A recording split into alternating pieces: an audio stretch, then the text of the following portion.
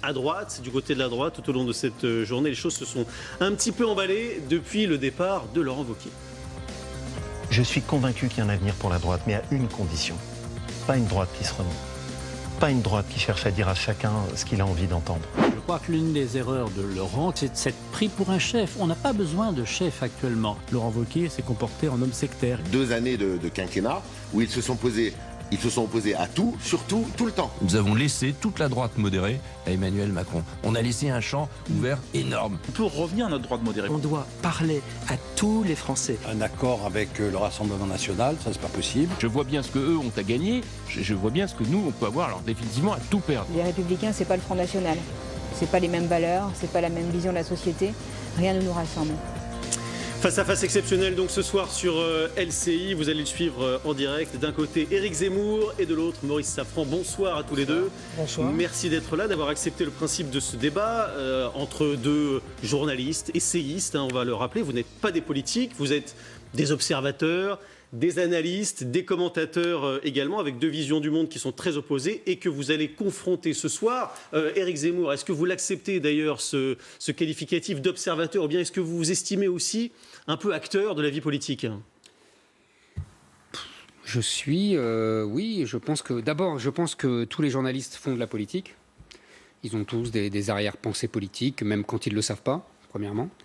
Deuxièmement, pour moi personnellement, j'ai toujours l'impression de défendre des idées, de défendre des convictions et de parler aux gens. C'est la définition même de la politique. Donc voilà, mais évidemment, on ne fait pas de la politique électorale, c'est le seul distinguo. Mais on a des convictions différentes et on s'oppose depuis à peu près 30 ans. Oui, donc c'est de la politique, vous savez. Vous vous sentez également politique ? Non, je pense quand même, c'est pas une critique du tout. Je pense que le rôle d'Éric Zemmour aujourd'hui va au-delà du journalisme et du commentaire. La réalité des livres et des succès et de l'influence des livres d'Éric Zemmour montre qu'aujourd'hui, il est l'un des principaux idéologues. Et dans ma bouche, ce n'est pas un gros mot, le mot idéologie. C'est un compliment. Voilà, pour moi aussi plutôt. Donc il est un des principaux idéologues de la droite, d'une certaine droite. On va rentrer dans le débat ensuite. Et d'ailleurs, c'est très intéressant, et ça nous permet de rentrer directement dans le débat. On peut considérer qu'une partie des raisons de l'échec de Laurent Wauquiez, échec tout à fait spectaculaire, c'est que depuis 2 années, il suit de très près la ligne idéologique et politique qu'Éric Zemmour, et c'est légitime de sa part, tente d'imposer à la droite. La ligne Zemmour, la ligne Wauquiez, ça a été ce dimanche 8,5%. Donc c'est pour ça que je pense que c'est un débat comme très ça, on important. attaque directement. Non, mais c'est un débat important. Très bien. C'est très important. Tout ce que vous venez de dire est faux. Donc c'est très bien. On va commencer clairement. La ligne Zemmour, s'il y a une ligne Zemmour, qu'est-ce que c'est ? La première chose, c'est pas de cordon sanitaire et alliance avec le Front National. Est-ce que Wauquiez a fait ça ? Non. Donc on ne peut pas dire déjà que c'est ma ligne. Deuxièmement, ma ligne, comme vous dites, c'est un grand rassemblement national de droite et même au-delà de la droite. Si vous voulez, l'équivalent et l'antithèse de ce qu'a fait Macron avec l'alliance des bourgeoisies, bourgeoisie de droite et bourgeoisie de gauche. Je dis depuis 2017 que Macron, c'est Louis-Philippe. C'est exactement la même chose. C'est l'alliance des bourgeoisies de droite et bourgeoisie de gauche. On l'a vu encore aux européennes, puisque quand la bourgeoisie de gauche lui fait défaut, va chez les écolos, il a la bourgeoisie de droite qui vient... On reviendra là-dessus, c'est important. Donc, est-ce que Wauquiez a fait tout ça ? Non, mais Justement, je pense que Wauquiez, c'est pas du tout la ligne, entre guillemets, Zemmour. C'est la ligne Sarkozy. C'est-à-dire, qu'est-ce que c'est Sarkozy ? Je tiens un discours qui résonne de droite, identitaire, conservateur, etc. Et je pense comme ça arracher une partie des électeurs du Front National séduits par ce discours et qui auraient en plus envie de voir leurs idées au pouvoir, puisqu'ils savent en vérité, et on va en parler tout à l'heure, qu'avec le Rassemblement national, ils n'iront jamais au pouvoir. Bon. Donc, Wauquiez a tenté ça. Sauf que, et je l'avais dit depuis le début, et j'ai fini, depuis le début, j'avais dit à lui et en public, j'avais dit, Sarkozy les a cocufiés une fois, Personne ne les coquifiera 2 fois. Maurice Safran. Je crois que la ligne Wauquiez n'avait rien à voir avec la ligne Sarkozy, et on reviendra dessus. Où je dis qu'il a suivi à la virgule près la ligne Éric Zemmour, c'est sur l'idée de l'identité. Et c'est là qu'il s'est égaré. Il a fait une erreur stratégique totale, c'est qu'il a confondu la faiblesse de Marine Le Pen après l'élection présidentielle, qui est incontestable, alors qu'il n'y avait aucune faiblesse du Front National devenu Rassemblement National. Le Front National était aussi solide avant l'élection qu'après l'élection. Et donc, il est parti à la conquête des électeurs du Rassemblement National sur une ligne identitaire, et il s'est complètement trompé. Il n'y avait rien, il n'y avait aucun électorat à récupérer. Évidemment. Laissez-moi finir, je vous laisse la parole. Il n'avait rien à récupérer sur sa droite. Alors que tout au contraire, la droite que Éric est, la droite libéralo-européiste, centro, quelque chose, HAIT est. Cette droite-là, avec tout ce qui s'est passé depuis 2 ans, avec toutes les faiblesses d'Emmanuel Macron depuis 2 ans, avec le mouvement des Gilets jaunes, etc., cette droite-là pouvait être récupérée par LR. Là, il y a un contresens idéologique et historique absolu de mon point de vue. Est-ce que cette droite au sens de LR, elle est morte, Éric Zemmour, ce soir? Elle est morte. Le LR est mort. Voilà. Je prends les paris. Comme le PS est mort, LR est mort. Et je voudrais dire, je vais répondre à Maurice Safran, parce que je ne suis absolument pas d'accord avec lui. C'est pour ça la droite libérale, européenne, centriste, elle a un nom, elle s'appelle Emmanuel Macron. Il n'y a aucune différence entre Valérie Pécresse, entre tous les autres qui se sont exprimés, là, Jean-François Copé, et Emmanuel Macron, il n'y a rien. Il n'y a pas une feuille de papier à cigarette. D'ailleurs, les électeurs ne s'y sont pas trompés, puisque la droite bourgeoise a rallié en masse Emmanuel Macron. Emmanuel Macron, c'est le parti de l'ordre depuis les Gilets jaunes. Donc la droite bourgeoise a peur de l'ordre. On est en 1848, on est en 1870. Castaner, c'est Gallifet. C'est assez simple, en fait, à comprendre. Mais oui, mais c'est comme ça. Donc la droite le rallie. Il n'y a pas d'espace. Il n'y a pas d'espace. La droite libérale, centriste, ça s'appelle Emmanuel Macron. Non, mais si vous avez raison, effectivement, l'élection présidentielle de 2022 est jouée. Eh oui, je vous le dis. Parce que il y a une certitude aujourd'hui qui montre la situation politique de la France, et Éric Zemmour ne me contredira pas sur ce point, c'est qu'on peut prendre le pari aujourd'hui que Marine Le Pen est au second tour de l'élection présidentielle. Donc aujourd'hui, la vraie question, c'est qui sera le candidat qui sera en mesure d'être le candidat qui gagnera sans doute l'élection, on y reviendra après. Quel est le candidat qui sera en mesure d'être en face de Marine Le Pen et sans doute de battre Marine Le Pen? Donc il est évident que pour la droite, pas forcément. Il y a tout. Ce soir, Emmanuel Macron est à 40% dans les sondages. Il y a encore quelques semaines, il était à 20. Non, mais il y avait sans doute la place pour une vraie compétition au centre droit et certainement pas dans le camp que soutient Éric Zemmour. Certainement pas. Maurice Safran a un grave problème. Oh, ben, si c'est qu'un seul, c'est pas grave. Un grave problème politique. Oui. C'est que depuis 30 ans, puisque tout à l'heure il a dit que Wauquiez avait eu le tort de me suivre, moi je vais vous dire. Depuis 30 ans, la droite s'est suicidée en suivant Maurice Safran et tous les journalistes de gauche. Ne me prêtez pas autant d'influence. Mais si, parce que moi j'ai dit Maurice Safran et tous les journalistes. Oui, mais ça tient pas pas vous debout. tout seul. Oui, bien sûr. Mais vous êtes en masse, vous. Non, Donc, je crois pas. Mais si. Et je vais vous dire ce qui s'est passé. C'est très simple.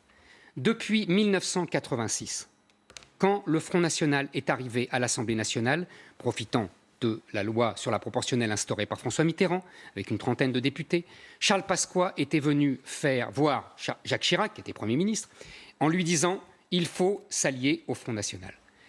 Il a refusé. Pourquoi a-t-il refusé? D'abord parce que c'était un homme de gauche, il avait vendu l'humanité dans sa jeunesse, mais peu importe. Surtout parce qu'il avait peur de Maurice Safran. Maurice Safran, bien sûr, s'est anonymisé. Tout ça, Maurice Zaffran, c'est des centaines et des centaines de journalistes qui s'appellent tous Maurice Zaffran. Mais c'est pas sérieux, là. Mais c'est très sérieux. Pas sérieux du tout. Mais c'est très sérieux. Éric Zemmour, c'est très sérieux. Ne faites pas parler les disparus. Je ne fais pas parler les disparus du tout. Moi, à cette époque-là, j'en ai discuté avec Charles Pasqua, moi. Aussi souvent Charles Pasqua que vous. Non. Il y a eu des dizaines de déjeuners avec Charles Pasqua, et ce n'était pas, c'était beaucoup plus compliqué que ça. Pas du tout. Donc ne faites pas parler ceux qui ne sont plus là. Et Charles Pasqua lui avait dit: le rapport de force sera inversé un jour et on leur courra après. C'est exactement ce qui est arrivé. Mais Jacques Chirac a préféré écouter Maurice Zaffran, les Maurice Zaffran. Et donc le résultat, il est là. C'est que c'est les Maurice Zaffran qui ont tué la droite. Et ils sont contents, puisque de toute façon, ils sont pour Emmanuel Macron, ils sont pour cette gauche soi-disant progressiste et moderniste. Ils sont pour cette alliance de la bourgeoisie. Alors, les procès d'intention sont assez inouïs. Il y a quelqu'un qu'Éric Zemmour adore citer. C'est Philippe Séguin. C'est intéressant, par exemple, de voir. Alors effectivement, je le répète, c'est pas bien d'interpréter ce qu'ont pu dire, penser à un moment ceux qui ont disparu. Mais prenons l'exemple de Philippe Séguin. Philippe Séguin était un gaulliste de gauche. C'est incontestable. Philippe Séguin était plutôt anti-américain, pour simplifier les choses. Oui. Philippe Séguin était pour l'Europe des nations. C'était très contesté, y compris dans son propre camp. Et il était très inquiet de l'Europe allemande. Très bien. Une fois qu'on ait dit tout ça, aujourd'hui, dans la période actuelle, Philippe Séguin serait le premier à combattre férocement tout début d'alliance, d'entente, de discussion, de quoi que ce soit avec le Rassemblement national. Ça serait le plus féroce de tous. D'ailleurs, il l'a fait en 1997. Aujourd'hui, sur une question dont nous reparlerons certainement, la question de l'islam en France, Philippe Séguin serait le plus féroce à dire à Éric Zemmour le passage entre islamisme et islam est insupportable. Donc la droite française, elle a toujours été ultra complexe. Et puis, il y a une dernière chose quand même sur laquelle il faudra bien qu'on réfléchisse ensemble, tous les trois, c'est que Éric Zemmour adore faire référence à l'histoire. Très bien. Mais il faut revenir aussi. C'est trop facile tout d'un coup de dire ça n'existe plus.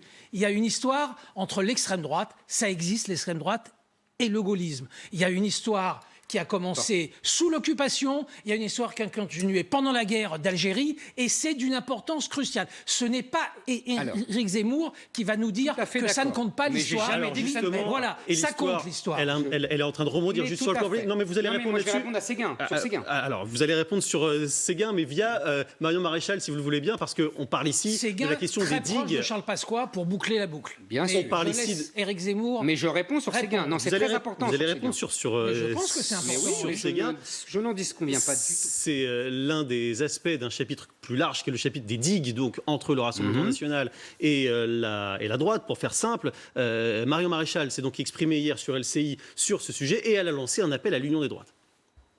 Ce que je crois en revanche indispensable, c'est que demain puisse émerger, je l'espère, de cette débâcle des Républicains, ce courant de droite qui se structure, qui puisse demain accepter le principe d'une grande coalition avec le Rassemblement national, en gardant ses spécificités, parce qu'après tout, c'est aussi sain pour le débat démocratique de pouvoir avoir des différences et être stimulé par ça. Est-ce que ça veut dire, Éric Zemmour, qu'on est donc aujourd'hui à ce moment historique où la digue est en train de céder ? Mais non, vous avez passé avant toutes les interviews des hommes de LR qui disent on n'a rien à voir, est-ce qu'ils correspondent à ce que veulent les électeurs ? Mais non, mais les électeurs, ils sont partis. On s'en fout de ce qu'ils disent. C'est ça qu'ils ne comprennent pas. Tout le monde s'en fout. Ils sont partis où ? Ils sont partis. Une partie chez Macron, une partie au Ça, RN. c'est juste. Ça, c'est juste. Bah oui, mais je sais lire des chiffres encore. Ce qui est intéressant, juste une petite remarque, je me permets d'interrompre avec Zemmour. Depuis dimanche soir, depuis la démission de Laurent Wauquiez, on peut le regretter. C'est le cas d'Éric Zemmour. C'est la partie la plus libérale, la plus centriste et la plus européenne qui est en train de récupérer ce qui reste. Donc ça veut dire qu'ils vont mourir vraiment. Donc ça, c'est une autre discussion. Ça, je suis tout à fait d'accord. Ceux qui ont repris le jeu politique en main depuis avant-hier soir, c'est Larcher, c'est Pécresse et c'est Copé, c'est ces gens-là qui sont l'antithèse de tout ce que pense Éric Zemmour. Mais tout à fait. Et donc ça veut dire qu'ils vont bien mourir. Donc je continue. Ça, on verra. Donc maintenant, je réponds sur Séguin. Sur Séguin et sur la digue. Et sur la digue. Et sur le cordon sanitaire. Vous avez raison, c'est la même chose. Il a raison. C'est très simple. Et moi, je ne vais pas faire parler les morts. Parce que j'ai eu de nombreuses discussions, et avec Pasqua, et avec Séguin. Et là-dessus, ils étaient en désaccord. En vérité, Philippe Séguin, vous l'avez dit très justement, c'était un gaulliste de gauche. Et dans gaulliste de gauche, il faut entendre de gauche. Et donc, il ne voulait pas entendre d'accord avec le Rassemblement national, à l'époque le Front national, et j'étais en désaccord avec lui. Et j'avais un autre désaccord encore plus fondamental, et je vous passe les engueulades, mais entre deux Méditerranéens, c'est un peu normal. Sur les immigrés. Sur l'immigration et sur l'islam. Je persiste. C'est bien pour ça que j'ai mis le Mais évidemment, doigt sur mais ces ça ne me deux gêne points-là. pas du tout. Mais Oui, ça me oui. gêne pas du tout. Je persiste à penser que pour moi, Philippe Séguin a eu tort sur ce point. Philippe Séguin avait tort. Il avait une image mythifiée de l'islam qui datait de son enfance à Tunis. Il ne voulait pas voir que l'immigration était un double problème, à la fois de nombre et aggravé encore par le fait que l'islam n'est pas seulement une spiritualité, n'est pas seulement une religion, mais un système juridico-politique, qu'il n'y a pas de différence entre l'islam et l'islamisme. Tout ça, c'était... Je lui ai dit tout ça. Mais tout et nous ça, étions en désaccord. Tout ça, c'était pour dire que la droite républicaine, elle est d'une construction, d'une complexité. D'abord, il n'y a pas de droite républicaine. Tout le monde est républicain. Ça, c'est la gauche qui détermine que c'est républicain. Il y a plus de gens, vous savez, il y a plus de gens qui veulent remettre le roi sur le trône. Même au Rassemblement national. La droite républicaine, elle est faite de multiples sensibilités, de multiples analyses. Et en Ve République, ça a fonctionné pour une seule raison, mais c'est la même chose pour la gauche. En Ve République, ça a fonctionné pour une simple raison, c'est qu'il y a eu un moment, un chef capable de faire la synthèse de toutes ces sensibilités. Aujourd'hui, et là je vous donne acte, sans doute que LR est plus que mal en point, parce qu'effectivement, et on est toujours en Ve République, il n'y a aucun chef qui se détache. Et c'est un problème en cinquième oui, mais qui ce est n'est important. pas le problème fondamental. Je voudrais répondre sur l'histoire, parce que ça nous mène à Marion Maréchal. Oui. Ça m'intéresse. Ça, évidemment. Mais je n'esquive pas les sujets. Allons vite, parce qu'on ne va pas refaire non plus un cours d'histoire. Non. Pendant la Seconde Guerre mondiale, il y a eu un affrontement entre les pétainistes et les gaullistes. Je tiens à rappeler à Maurice Zaffran, qui a la mémoire courte, que les gaullistes et les pétainistes venaient exactement du même bord. Pas toujours. Toujours. Quasiment toujours non, à mais l'époque. c'est votre thèse de livre en livre. Ce n'est pas mon thèse. Ma thèse, c'est la thèse. Ne refaisons pas toute l'histoire. La thèse de Simon Epstein, un historien franco-israélien qui a tout à fait raison là-dessus. Ça vous embête, je sais, c'est normal. C'est normal. Mais c'est normal que ça vous embête parce que... Non, pas du tout. Allez, ne refaisons pas l'histoire. Essayons de voir la situation telle qu'elle est aujourd'hui. C'est très embêtant pour Maurice Zaffran. Parce que la plupart, c'est noté, je vous renvoie... Paradoxe français, Simon Epstein, Albin Michel, et il fait des listes. Donc c'est très simple. Et la plupart des résistants, la plupart des gens à Londres en juin, en juillet, en août 40 viennent de l'Action française. Et la plupart des collabos... Cordier vient de l'Action française. Mais il est un parmi d'autres. Non, il n'est pas un parmi d'autres. Il y a des socialistes, il y a des radicaux, il y a des francs-macs. Je voudrais vraiment qu'on revienne. On ne va pas refaire toute l'histoire. d'émission en émission. C'est la vérité. Ça vous embête, mais c'est la vérité. Pourquoi ça m'embête? Mais voilà pourquoi il ne me laisse pas parler, parce que ça l'embête. Ne refaisons pas. La fin, c'est que la plupart... pas toute l'histoire de la droite, si vous voulez. Non, pas du tout. La plupart des collabos, je dis bien les collabos de Paris, et non pas les vichistes, parce que les vichistes, c'est plus compliqué encore. Les collabos, c'est-à-dire ceux qui sont le plus pro-allemands, sont venus de la gauche. Donc ça, évidemment, ça embête beaucoup Maurice Zaffran. Et on continue sur la guerre d'Algérie. Non. La guerre d'Algérie, c'est vraiment pas sérieux. Mais pas du tout, c'est très sérieux. Pareil pour la guerre d'Algérie. Pareil pour la guerre d'Algérie. Qui est pour l'Algérie française? Quelqu'un comme Jacques Soustel, quelqu'un qui vient de la gauche, qui a été résistant. Oui, il y en a eu, bien sûr. Donc ce ne sont pas des fascistes qui sont pour la... Qui a dit ça? Qui a dit ça? Ce que vous dites là, pardon, mais... J'ai dit que vous savez parfaitement, Éric Zemmour, qui a multiplié les attentats contre De Gaulle. C'est l'extrême droite OS? Non, pas du tout. Mais absolument. Pas du tout, c'était des républicains. Ce que vous dites là, s'il vous plaît, pardon, on ne vous comprend pas, on vous entend plus. Ce que vous dites là, c'est en gros pour expliquer pourquoi il y a un cordon sanitaire depuis plusieurs années, c'est ça? Voilà pourquoi. Parce que l'Algérie française, c'était un concept de gauche, Maurice Zafran. Et le fait de se débarrasser de l'Algérie, le général de Gaulle le fait uniquement pour une raison fondamentale, pour que son village ne s'appelle pas Colombey, les deux mosquées, parce qu'il pense que les Arabes ne peuvent pas être français. Il le dit noir sur blanc, donc c'était de Gaulle. Il dit, regardez, l'huile et le vinaigre. Les Français, c'est l'huile, les Arabes, c'est le vinaigre. Et ils se séparent. Et ça vous embête parce que 50 ans plus tard, on donne raison à de Gaulle. Pour expliquer une position extrémiste aujourd'hui sur l'immigration. Alors, on va aller sur l'immigration tout à l'heure. C'est une construction mais pas du tout. Mais enfin, vous avez lu. Sans pareil. J'ai lu Perfit. Alors c'est allez, revenons si vous le voulez bien, Maurice. Pas du tout. Revenons sur. Non, il faut qu'on avance un petit peu parce que le sujet de l'immigration, on va l'aborder. L'expression, c'était plus compliqué. C'est une phrase extirpée du contexte. Pas du tout. Vous le savez parfaitement. Pardon, s'il vous plaît, je vais vous demander. Parlez l'un après l'autre. On ne vous comprend pas. Et c'est pour ça qu'il laisse massacrer les harkis. Parce qu'il ne veut pas d'Arabes en France. Il ne veut pas de musulmans en France. Il pense qu'ils ne peuvent pas être français. Maurice Zafran, quel rôle peut jouer Marion Maréchal dans la recomposition qui est en cours après son intervention d'hier? Elle a pris toutes les pincettes d'usage, mais elle s'est dit disponible, en gros, si je peux être utile. Est-ce que ça va passer par elle? Mais elle aussi, hier, elle était très proche de ce qu'écrit et pense Éric Zemmour depuis des mois et des années maintenant. Elle l'a cité plusieurs fois, d'ailleurs. Elle l'a cité, mais elle a été d'une... En réalité, et ça c'est ce qui est passionnant hier, elle a été d'une violence politique sur le fond, de façon très douce, elle est absolument charmante, elle est intellectuellement tout à fait remarquable, elle était d'une violence inouïe contre le Rassemblement national et contre sa tante. Jusque la toute dernière question du journaliste de LCI, elle ne cite pas le nom de Marine Le Pen. Il faut que le journaliste lui extirpe le nom. Et elle a expliqué très clairement que le Rassemblement national et Marine Le Pen ne peuvent pas avoir la majorité, que c'est impossible, que donc il faut construire autre chose. Cette autre chose se fracasse effectivement contre une grande partie des électeurs de droite, je ne parle même pas des responsables politiques, se fracasse contre au moins la moitié des électeurs. Alors qu'Éric Zemmour ne considère pas comme des gens de droite, qui doit quasiment considérer comme des gauchistes. Non. Mais des gens qui ont voté pour Chirac, qui ont voté pour Pompidou, qui ont voté pour Giscard, et qui ne voteront jamais pour cette alliance que propose Marion Maréchal. Mais je le répète, elle a été d'une cruauté infinie hier soir contre le Rassemblement national. Et c'est la première qui nous ait expliqué clairement de ce côté de l'échiquier politique que le Rassemblement et Marine Le Pen ne peuvent pas gagner l'élection présidentielle. Est-ce que c'est la bonne personne? Je crois qu'elle a raison par ailleurs. Éric Zemmour, est-ce que c'est la bonne personne pour vous, Marion Maréchal? C'est une très bonne personne. Est-ce que c'est l'incarnation de ce que vous souhaitez pour la France? Non, c'est plus compliqué que ça. D'abord, on n'est pas au niveau des personnes. Il faut arrêter avec là. On est au niveau des idées. Ici. On parle de ces idées. Mais je vais vous dire pourquoi. Parce que ça sert à rien puisqu'il n'y a pas de dynamique. Les personnes, elles viennent après, quand il y a un fond. C'est pour ça que la première question que vous m'avez posée sur la politique, je vous ai dit ça. Parce que d'abord, il y a un combat des idées. C'est les fameuses thèses de Gramsci. Il y a d'abord le combat des idées qui avance. Pourquoi la droite dite républicaine n'ose pas faire d'alliance avec le Front National? Vous croyez que c'est parce qu'ils sont vertueux et ils pensent qu'ils n'ont rien de commun avec eux?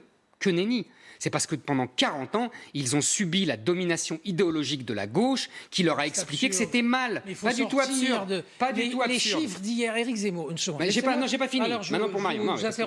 D'accord. Ok, très bien. Donc Marion Maréchal, elle a fait un diagnostic juste. Je ne peux pas dire le contraire puisque je fais le même. C'est-à-dire que nous avons un problème politique majeur, c'est que le Rassemblement national incarne ce que René Raymond a toujours appelé dans sa fameuse trilogie des droites la droite bonapartiste. Donc le Rassemblement national a remplacé le RPR, a remplacé le mouvement gaulliste. C'est d'ailleurs les mêmes électeurs. C'est ce métro à 6 heures, c'est les classes populaires, mais sans la bourgeoisie. Il y avait une bourgeoisie gaulliste, il y avait une bourgeoisie patriote, et effectivement, là, Zafran a raison, elle n'est pas au Rassemblement national. C'est la différence. C'est pour ça que le Rassemblement national ne gagne pas. Donc maintenant, il ne peut pas gagner seul, c'est une évidence, et en même temps, personne ne peut gagner à sa place, puisque la droite s'est effondrée d'après de tout ce que j'ai dit. Donc si vous voulez, nous sommes dans une impasse politique. Donc je finis. Marion Maréchal fait le diagnostic, elle dit, pour sortir de cette impasse, il faut l'alliance des deux, l'union des droites. Moi, je pense même que c'est déjà dépassé, qu'il faut aller encore plus loin, et qu'il faut, c'est ce que j'ai dit tout à l'heure, répondre à l'alliance des bourgeoisies d'Emmanuel Macron, bourgeoisie de droite, bourgeoisie de gauche, une alliance, une union nationale avec le Rassemblement national, la droite patriote et une partie de la gauche souverainiste. Ça veut dire que la bourgeoisie n'est pas patriote. Non, là, ça veut dire, vous savez, le général de Gaulle... Je réponds à sa question. Non, mais moi, je voudrais juste d'un mot la réponse là-dessus. Vous savez, le général de Gaulle avait une phrase en 69. Il a dit « Nous avons réussi, nous avons affronté les Allemands. Je finis. Nous avons empêché que les communistes arrivent au pouvoir. Nous avons combattu les Américains, mais nous n'avons jamais réussi à ce que la bourgeoisie soit nationale. On est dans le fond du désaccord, dans le fond le plus profond, parce que ce que vient de dire Éric Zemmour, je pèse mes mots, c'est scandaleux. C'est-à-dire que tout d'un coup, tout d'un coup, il y a des Français, comme vous et moi, comme lui, il y a des Français qui sont des petits bourgeois, des moyens bourgeois, des grands bourgeois, qui tout d'un coup, Éric Zemmour et l'extrême droite, et c'est une vieille tradition de l'extrême droite, c'est pas une surprise ça. Ça c'est vrai que je mettrais. Tout d'un coup, ils ne sont plus français, sont des traîtres. Ils ne sont pas patriotes, eux. Il n'y a pas d'amour de la patrie. Tout d'un coup, Éric Zemmour a décrété qu'un certain nombre de millions de Français qui culturellement sont souvent très différents, qui sur le plan religieux sont souvent très différents, qui sur le plan culturel, ils ne sont plus français. Ce sont des traîtres à la patrie. C'est ce que j'ai entendu ce soir 2 fois. Là, on est c'est effectivement, on est dans le débat de fond. De quel droit, tout d'un coup, des Français seraient exclus par Éric Zemmour ou par d'autres, seraient exclus de la communauté nationale? Qui décrète celui-là est un patriote, celui-là n'est pas un patriote, celui-là est un bon Français, celui-là n'est pas un bon Français? C'est absolument épouvantable. Je peux répondre ? Épouvantable. Non, parce que j'ai pas tout à fait fini. Si, je veux répondre à ça. Non. Vous allez répondre. J'ai pas tout à fait fini. Ce qui marche pas non plus, c'est qu'Éric Zemmour nous parle de Français des droites, et je suis d'accord sur ce point-là, c'est pas aujourd'hui la droite, de Français des droites, de Français qui n'existent pas. Prenons un exemple extrêmement précis. François-Xavier Bellamy, très bon intellectuel, personnage assez remarquable, qui a fait une bonne campagne et qui a affiché ce qu'il pense, et c'est parfaitement légitime, on n'a rien à lui reprocher sur ce terrain-là. C'était son score, 8,5%. Non. Moi, ce qui m'intéresse, il y a un sondage absolument passionnant hier qui montre que les catholiques pratiquants, je ne parle pas de ceux qui sont de culture ou de couleur catholique, non, les catholiques pratiquants, et plus encore, les catholiques pratiquants réguliers, ceux qui vont à la messe tous les dimanches, ils ont voté massivement pour la République en marche. Oui. Mais ce ne sont pas des patriotes non plus, ce sont des mauvais Français. Qu'est-ce que c'est quoi cette espèce de... Je termine. Cette espèce de placement. Donc cette façon de cataloguer, de classer les Français est absolument insupportable. Et surtout, elle ne correspond pas à la réalité politique. Réponse d'Éric Zemmour. D'abord, je ne traite personne de non-français. De mauvais Français, je ne traite personne. Je dis simplement... On n'est pas patriote, oui, on n'est pas un bon Français. Non. Ah oui, mais moi je me considère comme un patriote. Depuis à peu près un siècle, et encore plus depuis 40 ans, il y a toute une partie de la gauche qui s'enorgueillit de ne pas être patriote. Non. Qui s'enorgueillit de son cosmopolitisme. Je voulais que je vous rappelle les unes des journaux de gauche. Je ne sommes pas franchouillards, nous ne portons pas le béret. Moi, j'ai jamais dirigé de journaux comme ça. Oui, mais vous les connaissez aussi bien que moi. On peut être cosmopolite et patriote, c'est pas contradictoire. Mais absolument, dans votre esprit, c'est pas possible. Mais c'est possible. Oui, mais tout est possible. C'est le en même temps macronien. Oui, mais c'est pas vous qui décidez de qui est patriote. Non, c'est pas moi, non. Non, c'est l'amour de la patrie. Mais l'amour de la patrie, ça se manifeste. C'est pas vous. C'est pas moi qui dis. C'est pas vous qui donnez les certificats certificat de patriotisme. Ce n'est pas moi qui dis, mais je ne veux donner aucun certificat de patriotisme, c'est bien, aucun. C'est bien. Ça, c'est très simple. Je dis simplement que ce n'est pas moi qui dis qu'il n'y a pas de culture française. Ce n'est pas moi qui, depuis des années, passe mon temps à dire que la France n'a commis que des crimes partout où elle est passée. Ce n'est pas moi qui répète sans cesse que la France doit se fondre dans un grand ensemble européen et qu'on ne parlera plus que la France est dépassée et qu'elle n'a pas le niveau. Non, vous êtes non, mais ne confondez je vous ai pas laissé parler nationalisme et patriotisme. Non, rien à voir. Rien à voir. Mais ça, c'est un distinguo bidon. Mais d'accord. Vous allez me sortir la phrase de Romain Gary. Le patriotisme, c'est aimer les siens, et le nationalisme, c'est ne pas aimer les autres. C'est du pipeau, tout ça. C'est de la fausse subtilité. Mais pas ça. Maintenant, pour les électeurs catholiques. Alors là, effectivement, vous avez tout à fait raison. C'est en vérité le grand événement de cette élection européenne. C'est-à-dire qu'il y a là, je pense que les catholiques, moi je ne suis pas catholique, je pense que la France a des racines chrétiennes, je pense que culturellement, pour être français, il faut être catholique, je dis bien culturellement, sans avoir la foi, c'est-à-dire il y a des valeurs, il y a des principes, il y a des origines, il y a une histoire, donc tout ça est imprégné de catholicisme. Donc, pour comprendre la France et pour assimiler la France, il faut être culturellement catholique, mais pas religieusement. Et là, on a des gens qui sont catholiques, qui ont la foi, qui sont pratiquants, et qui ne votent pas pour quelqu'un qui a les mêmes convictions qu'eux, et qui préfèrent, ça correspond exactement à ma phrase que vous n'aimez pas du général de Gaulle, et qui préfèrent leurs intérêts, c'est-à-dire leurs intérêts financiers, ou alors la crainte des gilets jaunes, parce que je pense que ce vote pour Emmanuel Macron ressemble au parti de l'ordre éternel depuis le 19e siècle, qui a eu peur des gilets jaunes, comme en 1848, on avait peur des journées de juin. Les catholiques qui ont voté Macron, c'est exclusivement pour défendre leurs intérêts financiers. Mais vous êtes sérieux? Excusez-moi, je n'analyse pas comme ça. Ils n'ont aucune conviction. Excusez-moi, ils ont des convictions, mais c'est les mêmes que Bellamy. Mais non, pas du tout. S'ils pensent sur l'Europe, s'ils ont une vision macroniste, par exemple, de la question de l'Europe, on peut être catholique, religieusement catholique, et ne pas et être pour l'Europe, par exemple. D'ailleurs, l'Europe est une idée. C'est une construction incompréhensible que vous faites là. Incompréhensible. Pas du tout. On peut très bien être pour l'Europe, vous avez raison, fédérale. Après tout, au départ, l'Europe est une idée catholique, puisque c'est des démocrates chrétiens, de Gasperi, Schuman, Adenauer, qui font l'Europe. Donc vous avez tout à fait raison, on peut être très européen en étant catholique. Ce que je dis, c'est que Bellamy n'était pas anti-européen, et qu'il était pour tout le reste, avec leur conviction. Et je dirais autre chose, je dirais que le problème de Bellamy, au-delà, je dirais que moi je suis d'accord avec Zafran, c'est un intellectuel tout à fait respectable, en plus sympathique, intelligent. Donc vous voyez, je dirais simplement, pour parler simplement, il était plus Aramis que d'Artagnan. Et donc, c'était pas un combattant, c'était pas un bretteur. Et peut-être que ça l'a desservi. Mais je pense que ce qui l'a desservi profondément, c'est qu'il était accompagné par LR.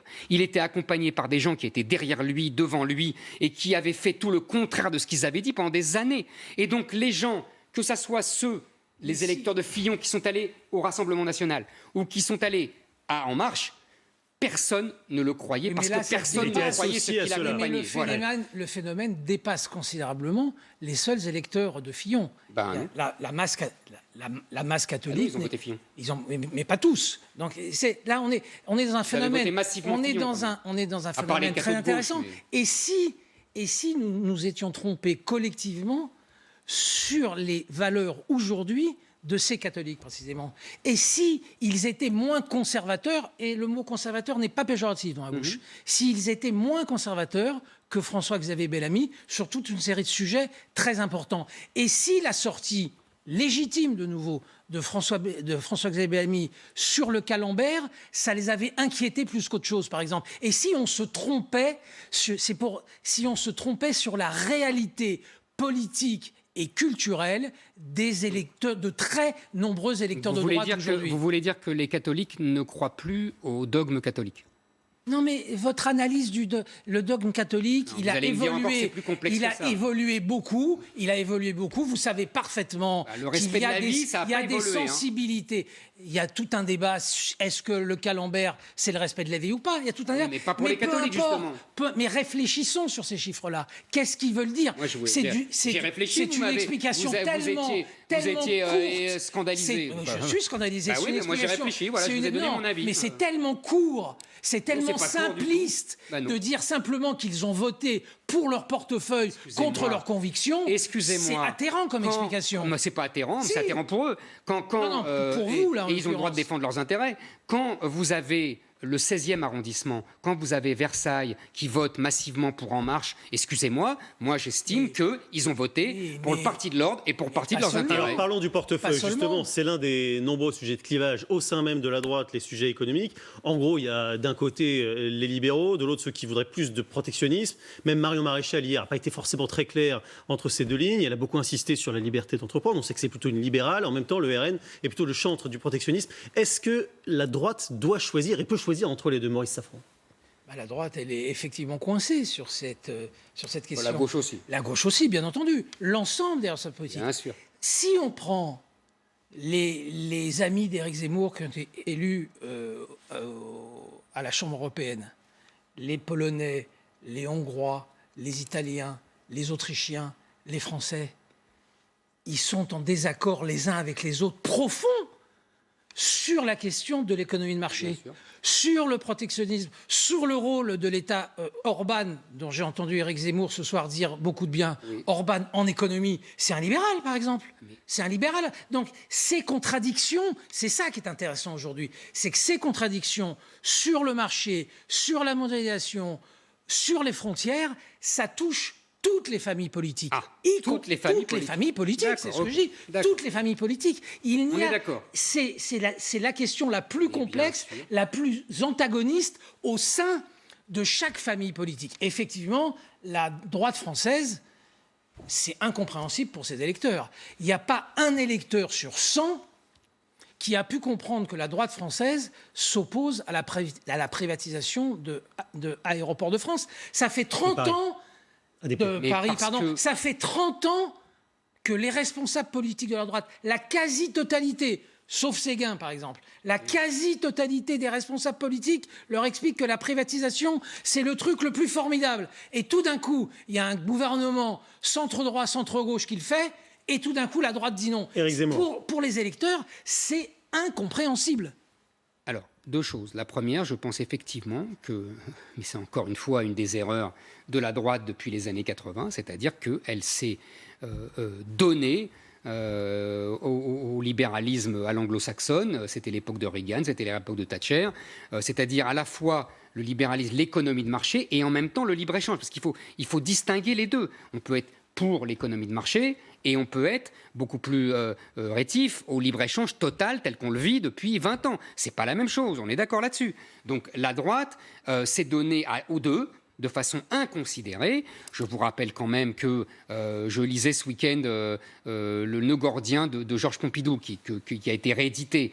On voit bien qu'à l'époque, Georges Pompidou, qui est vu comme un libéral et qui d'ailleurs explique que c'est le début de la mondialisation, les premiers accords commerciaux, il explique qu'il faut la compétitivité, les entreprises, etc. Bon, mais il parle... Il y a un ministre du plan, il y a un ministre du plan. C'est ce que j'allais dire. Il y a le rôle de l'État, il parle etc. de la planification. Mais ça a explosé tout ça. Mais on est d'accord. Ça a explosé Mais il y a c'est pour vous dire, bien longtemps non, mais maintenant. Pourquoi je vous dis ça? Vous avez bien compris. C'est parce que pour vous dire qu'il y a une droite bonapartiste et même libéral. Moi, j'ai eu de longues discussions avec Édouard Balladur, qui est considéré comme un libéral, et il m'expliquait qu'il n'était pas un libéral à l'anglo-saxonne et qu'il refusait le libéralisme à l'anglo-saxonne, qu'il était pour le libéralisme à la française, c'est-à-dire celui de Montesquieu, de Tocqueville, à part Alain Madelin, qui n'a jamais dépassé 3% à une présidentielle, vous voyez, donc c'est pas les libéraux français n'ont jamais été pour un libéralisme à l'anglo-saxonne. Alors on est d'accord. Simplement, donc vous voyez on n'est sans doute pas d'accord, c'est comment faire maintenant. C'est cette question-là qui est fondamentale. Si vous me dites le retour en arrière sous Edgar Pisani, ministre du Plan, je vous dis non, c'est pas jouable. Ça se passera jamais comme ça. Donc quelles sont les marges? Est-ce que ça se passe au niveau de la France? Est-ce que ça se passe au niveau de l'Europe? C'est ces questions-là qui sont posées. Évidemment que le libre-échangisme total est une catastrophe absolue pour les peuples. Il n'y a pas de discussion là-dessus. Si, il y a eu une discussion. Pour moi, il n'y a pas de discussion là-dessus. Parce qu'il y a eu une discussion pendant longtemps. Non, pas pour moi. Quand on a, très bien. Voilà. Parce que quand on a fait rentrer, on a permis à la Chine de rentrer dans l'OMC, une partie de la gauche était joyeuse. Hein. C'est Clinton qui l'a fait, un démocrate. Donc vous voyez, il y a eu une discussion dans les deux camps. Ça, je vous accorde que ça a détruit les deux camps. C'est pas une coupure droite-gauche, certainement pas. On est d'accord là-dessus. On est au moins d'accord là-dessus. Maintenant, on peut pas. Je pense que c'est la fin d'un cycle. Je pense que François Langlais a écrit un bouquin très, très, très fin là-dessus. C'est la fin d'un cycle, c'est-à-dire que nous arrivons à la fin du cycle libre-échangiste et que Trump en est le signal. Nous revenons à un cycle plus protectionniste parce qu'effectivement, le libre-échange, comme toujours, a provoqué des grandes richesses, mais a détruit. Et maintenant, même le FMI, pardonnez-moi, même le FMI maintenant dit qu'on est allé trop loin dans la liberté des capitaux. Moi, je crois que le fondamental, c'est la liberté des capitaux qu'il faut restreindre. La question des protections se pose. Est-ce que la nation ou est-ce que l'Europe? Quand on a écouté le dernier grand débat ici avec les 12 candidats, les 12 ont dit qu'ils étaient pour maintenant, pour le protectionnisme et pour la protection. Mais où? Quand, comment, alors, de quelle façon? C'est ces questions-là qui sont aujourd'hui au cœur du débat. Ça nous mène en vérité à la question fondamentale, une des deux questions pour moi fondamentales, qui est l'Allemagne. C'est-à-dire le rapport des élites françaises à l'Allemagne. Les élites françaises ont accepté la soumission à l'Allemagne, et l'Allemagne est un pays qui vit de ses exportations, qui a tout sacrifié à ses exportations, y compris le niveau de vie de ses habitants, et c'est une espèce de religion pour eux, les exportations. Or, ils sont prêts à tout pour ne pas avoir des droits de douane aux États-Unis, en Chine, et donc à toutes les concessions. Et la France suit ça et paye sa soumission à l'Allemagne. J'ai moins de certitude qu'Éric Zemmour, j'assène moins qu'Éric Zemmour sur cette question-là. Je constate aussi qu'il y a eu d'immenses progrès faits en Europe sur la base du couple franco-allemand pendant des années, qu'effectivement, ça pose de vrais problèmes, que des personnalités aussi intéressantes intellectuellement que Jean-Pierre Chevènement ou que Hubert Védrine sont assez proches de ce que dit Zemmour, donc il faut y réfléchir. Mais de nouveau, ce qui me gêne, c'est pas l'interrogation sur l'Allemagne, bien entendu que légitimement le problème des exportations allemandes et de tout sacrifier aux exportations allemandes est un vrai problème pour l'Europe. Ce qui me gêne, c'est la diabolisation de l'Allemagne. Et je l'entends dans la façon de... Il n'y a pas à diaboliser l'Allemagne, c'est notre partenaire principal et notre problème, c'est notre incapacité à installer un vrai rapport de force avec l'Allemagne au sein de l'Europe. Est-ce que j'ai diabolisé l'Allemagne? Je l'ai entendu comme ça, oui. Mais parce que vous surinterprétez tout ce que je dis, c'est pas de votre faute. Pas du tout. Il y a d'autres leaders européens qui souvent sont diabolisés. Éric Zemmour, est-ce que vous les diabolisez, vous, Viktor Orban ou Matteo Salvini? Est-ce que vous les diabolisez ou est-ce qu'au contraire, ce sont vos modèles? Vous savez, moi, à part Bonaparte, je n'ai aucun modèle. Donc voilà, mais malheureusement, il est mort.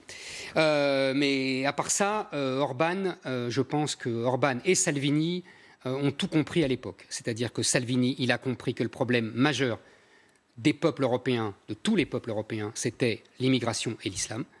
Et Orban a compris lui aussi ça, puisqu'il a bien compris ce qui était en train de nous arriver. Il faut lire les discours de Viktor Orban sur ce qui va arriver à l'Europe occidentale, son islamisation, la guerre civile, etc. C'est ce que j'écris depuis des années. Donc évidemment que je ne peux pas être en désaccord avec ça. Il a compris l'essentiel. Et deuxièmement, ce concept de démocratie libérale, je pense que c'est vraiment quelque chose de très intéressant et de très important. Démocratie illibérale. Illibérale. Si je puis me permettre, j'explique en deux mots, parce que c'est des concepts compliqués.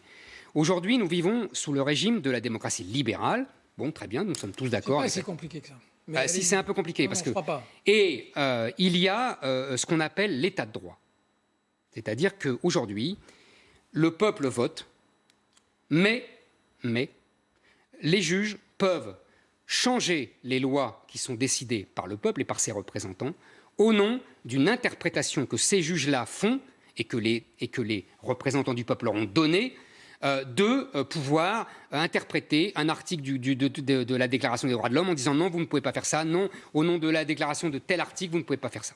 Ça, moi j'appelle ça le retour de l'oligarchie judiciaire. C'est le gouvernement des juges. Et je crois que c'est la négation de la démocratie. C'est-à-dire que pour moi, la démocratie libérale d'aujourd'hui, je dis bien d'aujourd'hui, est la négation de la démocratie libérale. Et que ce que Orban appelle la démocratie illibérale, c'est la démocratie, la vraie démocratie, c'est-à-dire où le peuple a le pouvoir et non pas les juges et les minorités. On a compris. Il y a aussi ce qu'on appelle les démocratures. Et où est-ce qu'on place le curseur? Non, mais le curseur... Non, mais c'est la même chose. C'est la même chose. Le curseur est extrêmement... Là, je suis en désaccord radical. C'est normal. Autant il y a eu des points de concordance pendant ce débat, autant là, je suis en opposition absolue, totale et radicale à 360 degrés avec ce que dit Éric Zemmour. Pourquoi? Puisque simplement, il efface comme ça, d'un coup de crayon, il efface la liberté de la presse. En Hongrie aujourd'hui, chaque jour, on constate que la liberté de la... Mais c'est absolument pas faux. Absolument pas, vous le savez parfaitement. Mais non, pas du tout. C'est faux. La même chose pour la Pologne. Vous pouvez... C'est de la propagande, tout ça. Je sais bien que dans votre bouche, humanisme est une insulte.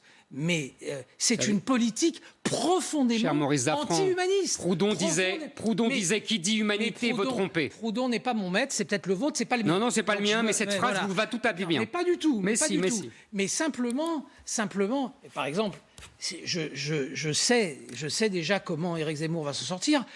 La campagne antisémite que mène le Premier ministre hongrois contre Soros. Non, c'est pas antisémite du tout. C'est une campagne contre l'argent tout-puissant, bien entendu. C'est une campagne américaine contre le nationalisme hongrois. Mais c'est une plaisanterie. Mon cher vous Maurice savez Zaffran. comme moi, qu'est-ce qui vous empêche de reconnaître que les campagnes que mène le Premier ministre hongrois contre Soros sont antisémites et clairement antisémites? Si je comprends bien, Maurice Zaffran, attaquer Soros... pas du tout. On a le droit milliardaire, je rappelle juste, milliardaire américain d'origine hongroise et qui est en conflit avec qui finance à la fois Mais en quoi ça les révolutions qu'on a appelées de couleur et qui finance aussi l'immigration massive. Mais en quoi ça justifie les associations?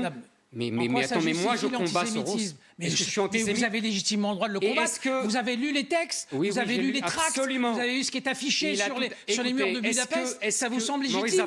Ça vous semble légitime? Est-ce que vous estimez que Benjamin Netanyahou est antisémite? Ah, pas du tout, non. Ah non. Eh ben alors pourtant, lui aussi, il est en conflit avec Soros. Et lui aussi, il critique Soros. Et il mène des... Oui, lui aussi, il est hostile à Soros. Les mots, c'est votre métier. MOTS, les mots, c'est votre métier. Et vous considérez que les mots que Orban utilise contre Soros ne sont pas antisémites. Sérieusement, vous considérez, même si Soros est votre plus grand adversaire, c'est antisémite ou c'est pas antisémite? Pas du tout. Je considère que Soros... D'accord, mais de toute façon, vous savez, Soros, il se souvient qu'il est juif quand Orban l'attaque.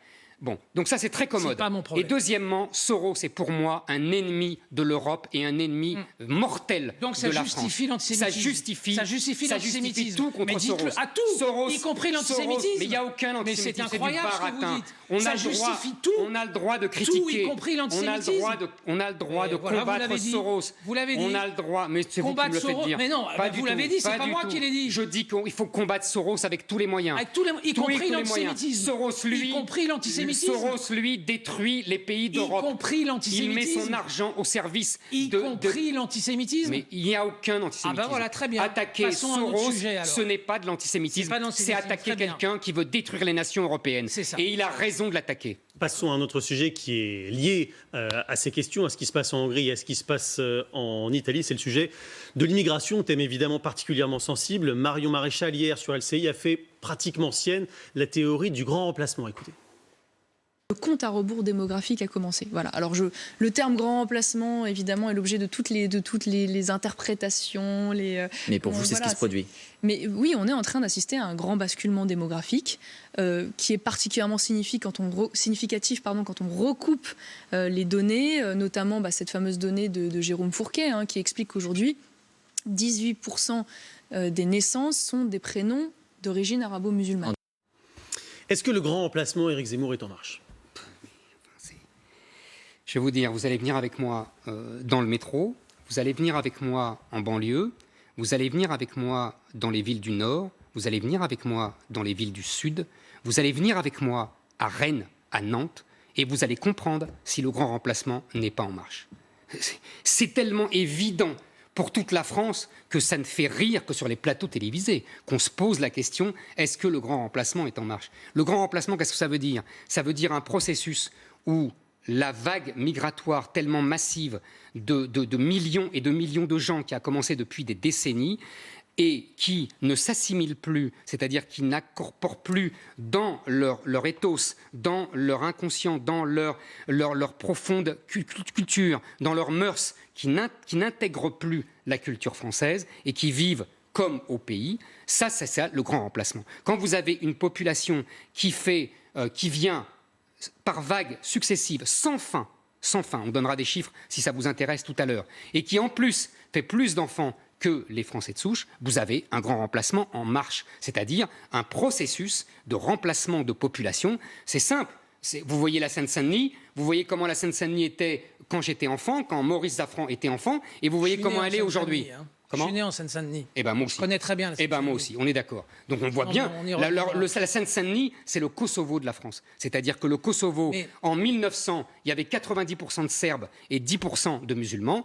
En 1990, il y avait 90% de musulmans et 10% de Serbes. Il y a eu la guerre et il y a eu l'indépendance du Kosovo. Une grande partie de la gauche, dans les années 80 jusqu'aux années 2000, a été plus qu'insouciante, dangereusement insouciante, sur la question de l'islam, sur la question... Pas du tout.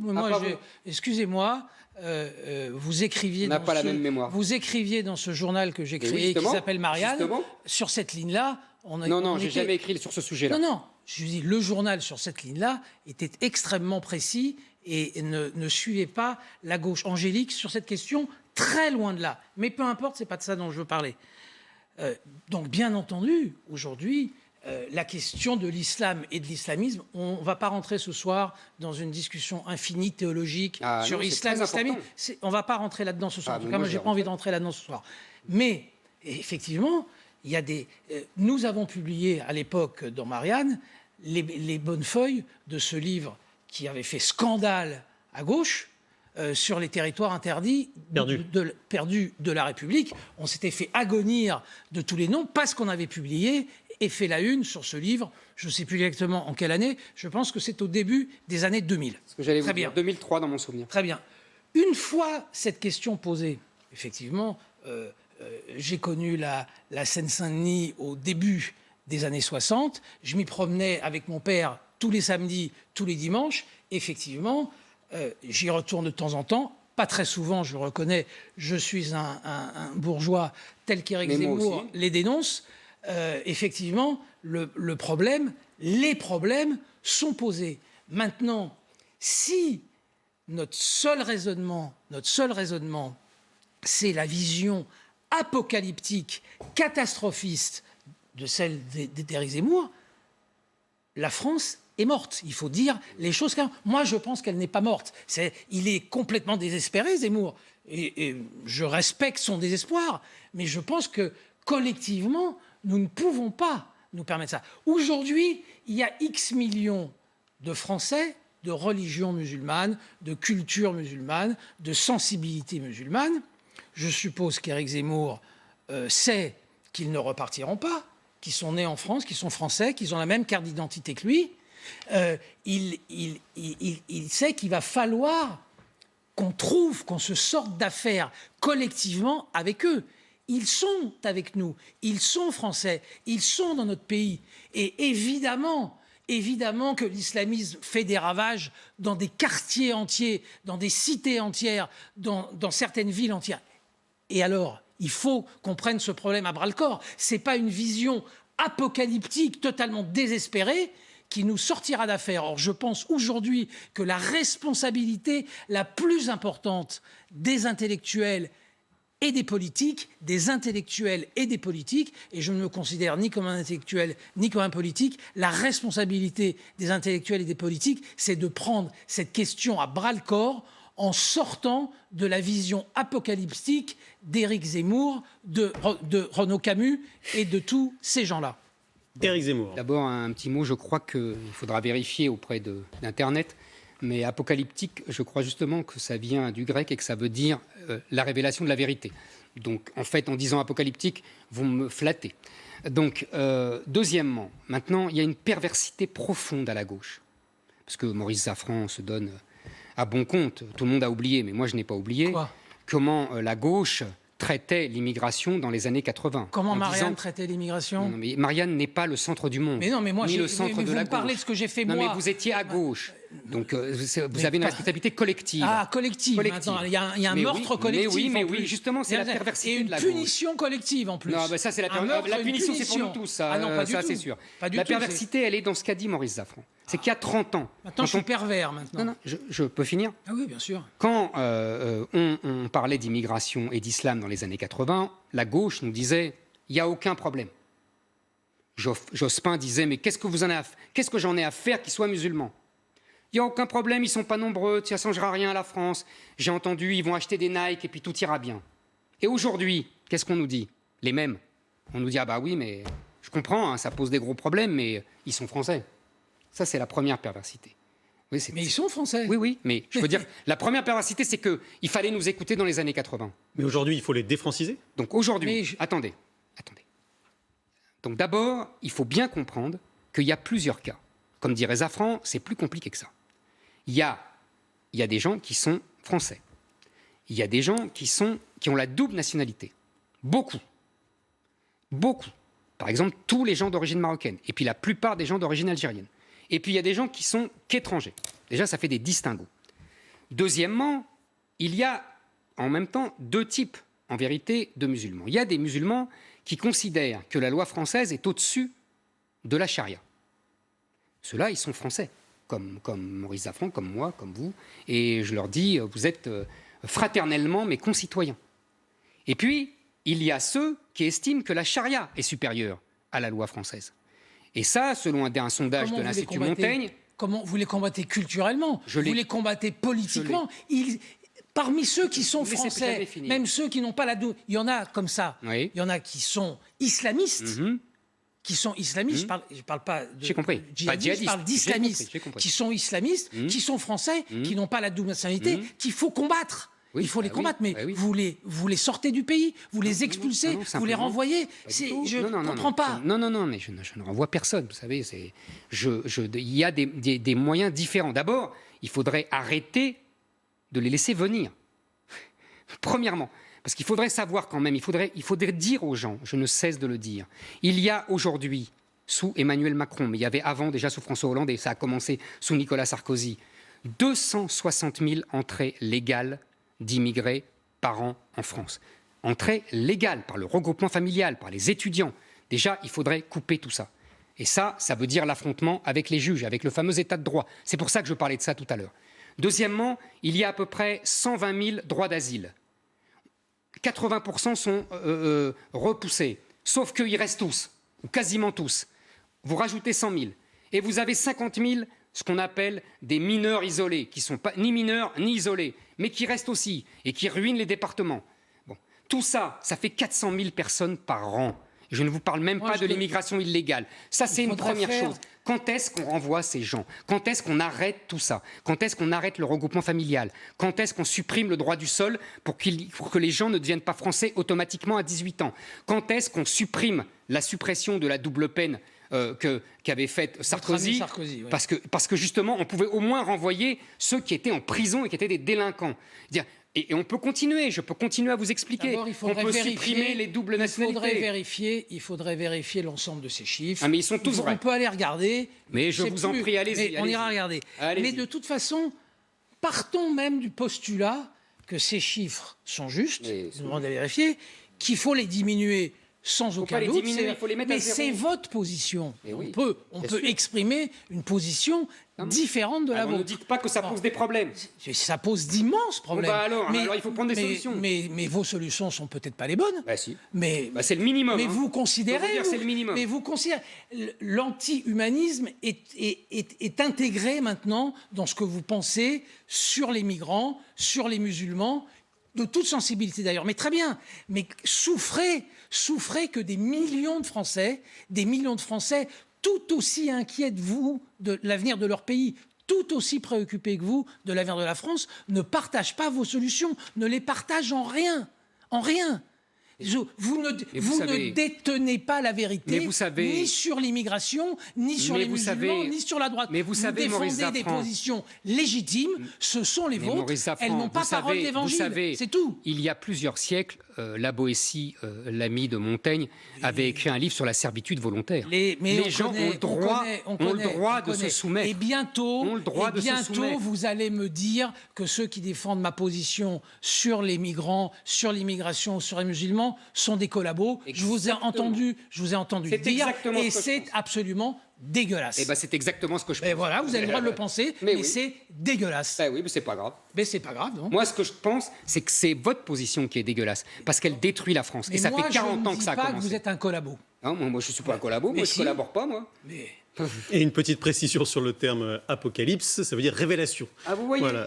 C'est ça, la précision. L'un de vos sujets, Éric Zemmour, qui est lié à celui-là, c'est le sujet de l'assimilation. Là aussi, Marion Maréchal en a parlé hier. En gros, l'assimilation, pour faire simple, corrigez-moi si je me trompe, mais c'est abandonner une part de ses origines, ou les cantonner en tout cas au privé pour franciser, si on peut dire, tout ce qui touche à la sphère publique. Le prénom, par exemple, sujet de polémique sur lequel Marion Maréchal est revenu hier, polémique que vous aviez lancée avec Absatou aussi, on s'en souvient. Pourquoi est-ce que c'est si important, cette question du prénom ? C'est une question qui est plus intéressante que la polémique ça, je suis d'accord. Violente. Surtout que je n'ai rien provoqué du tout. Non, mais peu importe, on ne va pas revenir sur Absatou. On est d'accord, c'est pas intéressant. C'est important. Moi, mes parents sont venus en France après la guerre. Ils ne parlaient pas un mot de français. Et quand ils ont disparu, ils parlaient un français qui n'était pas trop convenable. Très bien. Ils nous ont donné des prénoms français. C'est tout à fait exact. Ils nous ont donné des prénoms français, à ma sœur et à moi, des prénoms français, et ils ne nous ont expliqué en réalité que deux choses. Ils avaient été accueillis par la France en 1945, ils avaient pu s'y installer, trouver un appartement, trouver du travail, élever leurs enfants. Et donc, il y avait deux consignes absolues qu'il fallait respecter. C'était voter le jour des élections et toujours payer ses impôts. Voilà, c'était les deux. Bon, très bien. 30 à 40 ans plus tard, les enfants de ces familles-là donnent aujourd'hui, dans 80% des cas, à leurs enfants, alors eux, nés en France, totalement français, éduqués en France, réfléchissant français, mangeant français, pensant français, aujourd'hui, ils donnent à leurs enfants très souvent des prénoms qui ne sont pas français. Donc il s'est passé quelque chose, ça a bougé. Alors je comprends la position d'Éric Zemmour. Alors, avec Absatou, ça a pris des proportions absolument terribles, très bien, mais il faut constater que ça a bougé, profondément bougé. Dans les familles juives aujourd'hui, pour dire les choses clairement, il y a très peu d'enfants qui ont des prénoms français, alors que c'était le cas. C'était le cas dans nos familles juste après la guerre. Donc il y a des mouvements dans la société française. Et ces gens-là sont autant français qu'Éric Zemmour, aussi culturellement français qu'Éric Zemmour. Et vous ne leur ferez jamais croire qu'appeler leur fils Élie font que tout d'un coup, ils perdent l'amour de la France. C'est absurde. C'est absurde. Le truc des familles juives pour cacher l'islam, c'est un coup classique. Pour cacher l'islam ? Oui, on va parler. Parce que tout ça est faux. Tout ça, c'est du baratin, sauf le début. Le début, c'est très juste. Maurice s'appelle Maurice parce qu'à l'époque, toutes les familles juives donnaient des prénoms français à leurs enfants et du calendrier, on disait. Bon, c'était une vieille loi de Bonaparte, etc. Il n'y avait pas que les familles juives qui faisaient ça. Il y avait toutes les familles d'immigrés. Platini s'appelle Michel Platini, son père s'appelait Aldo, etc., etc. Donc tout le monde faisait ça. Tigana s'appelait Jean Tigana. Il ne s'appelait pas d'un prénom africain. Donc voilà. Donc ça, c'était tout le monde qui faisait ça. Et ça a changé. Oui, ça a changé. Voilà. Ça a changé. Mais ça révèle justement, ne dites pas ils sont aussi français que moi. Non. Ils sont et simplement, il y a eu un mouvement identitaire qui a touché des familles juives. D'ailleurs, vous remarquerez, je le connais aussi bien que Maurice Zaffran, que beaucoup qui ont donné des prénoms, ça a commencé avec les prénoms, je dirais, bibliques. et puis ça a fini avec des prénoms israéliens, et ces gens-là, ils sont en Israël aujourd'hui. Donc il ne faut pas dire que ça ne veut pas dire qu'ils ne sont pas français, etc. Non, ils sont dans une évolution différente. Mais l'évolution communautaire, elle touche beaucoup de communautés. C'est sur ça qu'il faut réfléchir et pas stigmatiser du doigt un tel ou un tel. Rien du tout. C'est ça qui est important. Je vous rappelle quand même que les Asiatiques donnent des prénoms français à leurs enfants. Donc il y a un problème spécifique. C'est 80%. Il y a 50% à la première génération, 80% à la seconde. Ce n'est pas le cas des familles musulmanes. Donc le problème en vérité, pourquoi les familles musulmanes ne donnent pas de prénoms français? On en revient à notre discussion de tout à l'heure. C'est parce que les prénoms français sont d'abord des prénoms catholiques. Et que les prénoms catholiques sont des prénoms d'infidèles. Et que c'est honteux dans une famille musulmane de donner un prénom d'infidèle à ses enfants. C'est ça la réalité. Et même ceux qui voudraient le faire, parce qu'il y en a, je suis tout à fait d'accord avec vous, qui voudraient le faire, ils sont tellement surveillés par le reste de la famille et par le reste de la fratrie ou par les voisins, etc. Parce que le problème, c'est que tout le monde vit en groupe aujourd'hui. C'est ça le problème. Comment on en est arrivé là? Comment on est arrivé là? C'est simple. Le nombre d'abord, tout bêtement, et tout simple. Mais si, le nombre est beaucoup trop important. On n'a jamais arrêté les flux. Vous savez, en France, même avec les Italiens et les Polonais, qui sont quand même très proches de nous, surtout les Italiens, comment on a francisé tout le monde? C'est parce qu'on a d'abord fermé les frontières à un moment, et deuxièmement, on a renvoyé les 2/3 des Italiens et des Polonais qui étaient venus en France. Donc on n'a gardé que le tiers qui voulait vraiment s'assimiler. On n'a jamais fait ça pour les migrations maghrébines et africaines. C'est le problème numéro 1. Et le deuxième... Mais comment on juge? Sur quels critères? Non, mais il n'y a pas de critères, de toute façon. C'est que les gens étaient... Mais aujourd'hui... aujourd'hui, évidemment, aujourd'hui, on prend tout le monde. On a renoncé à l'assimilation. Mais non, mais d'abord, c'est une vraie question. L'assimilation est une question fondamentale. Le système assimilationniste ne fonctionne plus dans ce pays. C'est tout à fait exact. On y a renoncé. Une partie des enseignants, à un moment, ont effectivement renoncé. Une partie des politiques. Toute la société, les élites. Non, il y a eu tout un débat sur intégration, assimilation, la différence, etc. Très bien. Je crois qu'il y a eu, ça gêne Éric Zemmour, mais tant pis, il y a eu depuis 10 ans, au moins, une vraie prise de conscience et à droite et à gauche sur ces questions-là. Je le répète, mais c'est pas vrai. Ça ne gêne pas du tout, ce n'est pas vrai. On n'applique pas, et heureusement, les solutions que vous prenez. C'est un autre dommage. Mais les solutions que vous prenez, elles sont archi minoritaires dans le pays. Pas du tout. Les Français ne pensent pas comme je ne suis pas d'accord avec vous. Avec cette violence. Je ne suis pas d'accord avec vous. Mais vous n'êtes pas d'accord. Vous avez le droit de ne pas être d'accord. Mais c'est la réalité. C'est la réalité. C'est pas la réalité. Mais si. Non. Mais si. Quand vous vivez dans ces quartiers, quand vous vivez dans ces villes, quand vous rencontrez des gens, vous rendez compte que socialement et psychologiquement, c'est beaucoup plus compliqué que ça. Mais c'est évidemment plus compliqué. C'est toujours beaucoup plus compliqué. Les solutions de violence que vous prenez sont des solutions qui provoqueront la guerre civile dans ce pays. Écoutez-moi, deux choses. Les solutions, et je ne nie absolument pas que vous appelez, que des problèmes se posent. Les solutions que vous appelez de violence, c'est les solutions de la Troisième République. Donc vous voyez, c'est pas la dictature. On n'est plus dans la société de la Troisième République. La guerre civile, vous savez, vous vous souvenez le fameux mot de Churchill. Vous avez évité la guerre et vous voulez le déshonneur, vous aurez la guerre et le déshonneur. Et ben c'est la même chose. Vous aurez la guerre civile et en plus l'islamisation. Les formules on aura la même chose parce qu'on aura la même chose. On l'aura la guerre civile. Colomb lui-même, ministre de l'Intérieur, l'annonce. C'est pas moi qui dis on vit côte à côte et demain on vivra face à face. Il a raison. C'est la guerre civile qui l'annonce. Non, c'est pas il a raison. Le président de la République, François Hollande. Parce que c'est vrai. Le président. Oui, c'est vrai. Le président de la République lui-même annonce une partition. François Hollande. Mais une partition. Ça veut dire la Yougoslavie. Ça veut dire la guerre civile. La solution d'Éric Zemmour, c'est l'expulsion. Parce que c'est ça en clair. Voilà, il le dit au moins. C'est l'expulsion. Non, c'est d'abord l'arrêt. Ça ne se passera pas. D'abord l'arrêt, puis l'expulsion. Ça ne se passera pas comme ça. Et l'expulsion, ça dépend de qui ? Aucun homme politique, y compris Marine Le Pen, aucun responsable politique français, y compris Marine Le Pen, ne prendra la responsabilité de faire... Et sur cette question-là, Éric Zemmour est à l'extrême de l'extrême de l'extrême. Je le répète, y compris les responsables politiques les plus à droite en France. Et il le sait, les responsables politiques les plus à droite ne prendront jamais cette responsabilité historique écrasante. L'expulsion, c'est absurde. Mais on n'expulsera pas les Français. D'abord, il faut arrêter les flux, je l'ai dit 100 fois. Et deuxièmement, on peut commencer par faire ce que faisait la Troisième République.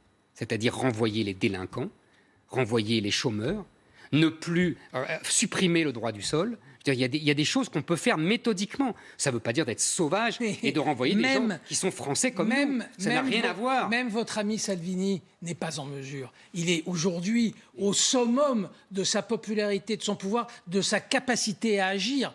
Et il sait parfaitement que les soubassements de l'Italie ne supporteront jamais cette violence. Mais mon cher Zafran, il n'y a aucune violence. Jamais l'Église n'acceptera, par exemple. Bien sûr, mais l'Église...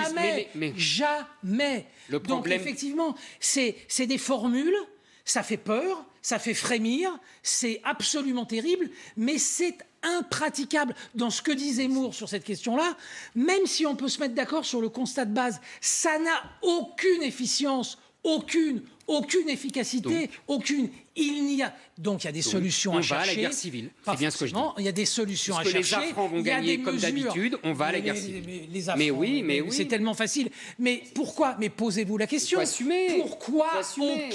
Pourquoi aucun responsable politique, le plus à droite, le plus identitaire qui soit, ne prendra, et vous le savez parfaitement, ne prendra jamais la responsabilité de faire le 10e de ce que vous avez demandé ce soir. Pourquoi ?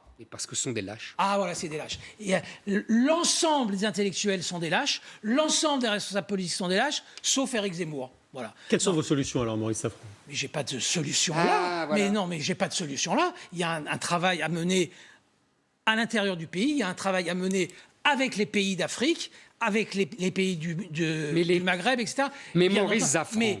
Attendez, Maurice Zafran. Je termine, je vous laisse dans une seconde. Non, mais ça y est, on a compris ce que vous avez dit. Dans ce que disait Zemmour, il n'y a aucune solution. Dans ce que disait Zemmour, il n'y a aucune solution. Est-ce que vous savez, Maurice Zafran, est-ce que vous savez qu'aujourd'hui, les pays d'Afrique, leur première recette, à part ceux comme l'Algérie qui vivent du pétrole, leur première recette, c'est l'argent qu'on envoie. Exactement. Donc comment voulez-vous qu'ils acceptent qu'on leur renvoie des gens et qu'on n'accepte plus des nouveaux immigrés ? C'est leur revenu, c'est leur source de revenus. Répondez-vous à l'interpellation, Éric Zemmour. Mais parce qu'il faut les forcer. On n'expulsera pas des gens sans les renvoyer quelque part. Évidemment, mais dans leur pays, on renvoie des étrangers dans leur pays. Ça n'a ni queue ni tête. On renvoie les étrangers dans leur pays. Mais s'ils ne veulent pas les prendre ? Mais ils les prendront. Non, mais de toute façon... Sinon, on leur coupe les aides. Que répondez-vous à l'interpellation de Maurice Zafran sur Matteo Salvini, qui, c'est vrai, a des difficultés lui-même à appliquer cette politique ? Maurice Zafran fait semblant de ne pas savoir qu'en Italie, il n'y a pas de droit du sol. Premièrement. Il y a un regroupement familial qui n'a rien à voir avec le regroupement familial français, qui est ridicule. Il n'y a pas d'allocation sociale, il n'y a pas d'allocation familiale aux étrangers. Il faut la préférence nationale pour les allocations sociales ? Bien sûr, c'est la moindre des choses. Aujourd'hui, les étrangers choisissent leur pays d'arrivée. Comme nous sommes le pays le plus généreux, comme nous sommes celui qui nous donnons des allocations familiales complètement folles, qui soignons tout le monde à l'hôpital. Vous êtes allés dans les hôpitaux ? Enfin, c'est terrifiant. Donc évidemment, je pousse pas du tout. Je dis que tout homme politique devrait être raisonnable. D'émission en émission, c'est raisonnable, de livre en livre, d'article en article. Je lis Éric Zemmour, donc je sais... Il pousse plus loin, il fait peur davantage, il alarme encore plus. C'est la situation qui fait peur, c'est la réalité qui fait peur, Maurice Zafran. C'est une situation tellement terrible, tellement sans issue, qu'effectivement c'est une vision désespérée. Alors je comprends, c'est une vision philosophiquement totalement désespérée de notre vie collective. Il n'y a plus, si on écoute bien ce que nous a dit Éric Zemmour ce soir, sur l'islam, sur l'immigration, sur la France surtout, sur la France, sur ce qu'est la France, sur ce qui fait la France, sur ce qui fait notre unité collective, sur ce qui fait notre amour du pays, tout a disparu, tout a explosé. Ça vous a pas échappé quand même. Ah si, ça m'a assez échappé. Je suis plus optimiste que vous, oui, bien sûr. Vous savez, oui, je suis plus optimiste que vous. Heureusement. Mais heureusement que je suis plus optimiste que vous. Mon cher Maurice Zafran, Bernanos disait l'optimisme est la fausse espérance pour les imbéciles et les lâches. Et voilà, alors. La vraie espérance, imbécile Exactement. Et là, je finis. C'est ça l'intérêt du débat. Mais je cite Bernanos, vous savez. Ça monte, mais bien je cite entendu. les grands auteurs. Mais bien entendu. Et la vraie espérance. Vous n'avez cessé de nous saouler ce soir avec les grands auteurs. Mais ça vous embête, pas du tout. Et la vraie espérance, disait-il, c'est du désespoir surmonté. C'est un peu cabotin, mais c'est pas grave. Ça vous embête, mais c'est comme ça. Mais pas du tout, ça m'embête pas du tout. C'est un peu cabot, c'est tout. Alors, il n'y a pas que le sujet de l'immigration ou les sujets de l'économie qui font débat, notamment à droite. Il y a aussi les questions sociétales. La droite s'est plutôt montrée conservatrice ces dernières années sur ces questions. La droite que Édouard Philippe appelle la droite Trocadéro, avec pour candidat François-Xavier Bellamy aux européennes. Hier, Marion Maréchal a confirmé son opposition au mariage pour tous, à cause de tout ce que cette loi, dit-elle, a entraîné derrière. La PMA, procréation médicalement assistée pour les couples de femmes, et dit-elle, anticipe-t-elle, la gestation pour autrui, forcément, qui arrivera un jour pour les hommes. Elle dit que tout cela déstructure notre société. En quoi est-ce que c'est dangereux, d'après vous, Éric Zemmour ? Écoutez, c'est assez simple. Nous vivons sous le règne de l'individu roi, de l'individu qui veut imposer tous ses caprices et qui se moque complètement du collectif et du temps long. Voilà, c'est ça que ça veut dire. Nous sommes, vous savez, d'autres ont écrit bien avant moi. Christopher Lasch aux États-Unis, dès les années 70, avait annoncé tout ça. En quoi est-ce que ça condamne le temps long ? Mais parce que tout simplement, chacun ne voit que son intérêt. Quand vous avez la PMA et la GPA, je veux dire, même des femmes féministes comme Sylviana Gazenski sont contre. Pour tout simplement parce que c'est une marchandisation de la vie. On achète des enfants comme des objets au supermarché. Dire, il faut regarder les choses en face. C'est ça que ça signifie. Donc je vois pas ce qu'il y a de beau et de miraculeux. C'est simplement le consumérisme qui règne partout. C'est la loi du marché qui, comme disait Karl Marx, a détruit toute vie commune et qui plonge tout dans les eaux glacées de l'égoïsme sacré. Ça fait quelques mois ou quelques années maintenant. N'aime pas mes citations. Ça fait quelques années ou quelques mois maintenant que la droite extrême, l'extrême droite, on l'appelle comme on veut, cite abondamment Karl Marx. Mais bon, passons sur cette remarque-là. Le conservatisme n'est pas un mot interdit, absolument pas. Chacun de nous a une part de conservateur en soi, bien entendu, sur tel ou tel sujet, culturel, religieux, éthique, philosophique. On a tous une part de conservatisme.